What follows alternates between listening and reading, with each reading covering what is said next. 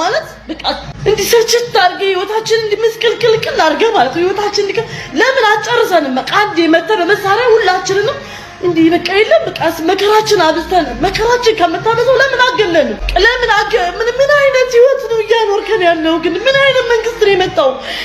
እንዴት ነው ከሀገር የወጣችሁት ማለት ዝም ያለ ኑሮ የኖራችሁት እንዴት ነው ያው ቢል ነው ቢል ምናምን እንደሚያሳድ ኑሮ በአገር እንደምናፍቅ እሱን እርሱት አሁን ከረንትሊ የተሰማኝ ነገር ምንድነው ታውቃላችሁ እንዴት ነው የወጣችሁት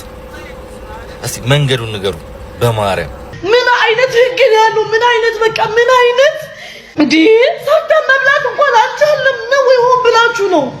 ሰዎች በዚህ ደረጃ በቃ እስር ቤት ይሻለኛል ብለው እስኪወስኑ ድረስ ከተማረሩ ጥሩ አይደለም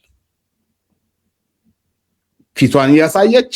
በአደባባይ ወጣ አዲስ አበባ ላይ ሆና ነው ይሄን ነገር እየተናገረች ያለችው ሪስኩን ወስዳ ነው እየተናገረች ያለችው እና ጥሩ ምልክት አይደለም ለኔ ጥሩ ምልክት አይደለም እኔ ማለት ነው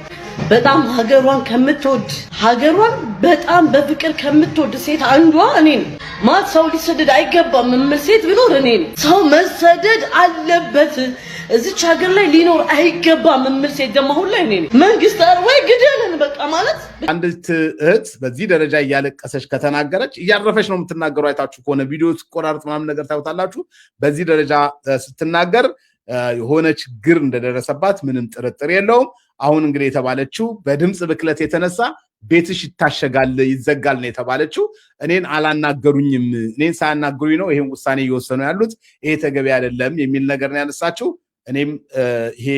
እንደዚህ እየተደረገ ከሆነ ጥሩ አይደለም አንዲት ልጅ እንደዚህ ወጣት ልጅ ናት እቺ ብዙ ነገር መስራት የምትችል ልጅ ናት እንደዚህ ወጣ በተስፋ መቁረጥ ውስጥ ሆና ስትናገር ይሄ የጥሩ ነገር ምልክት አይደለምና የሚመለከተው አካል ማህበረሰቡን ያወያይ ያነጋግር ይተማመን ከማህበረሰቡ ጋር ብዬ እላለሁ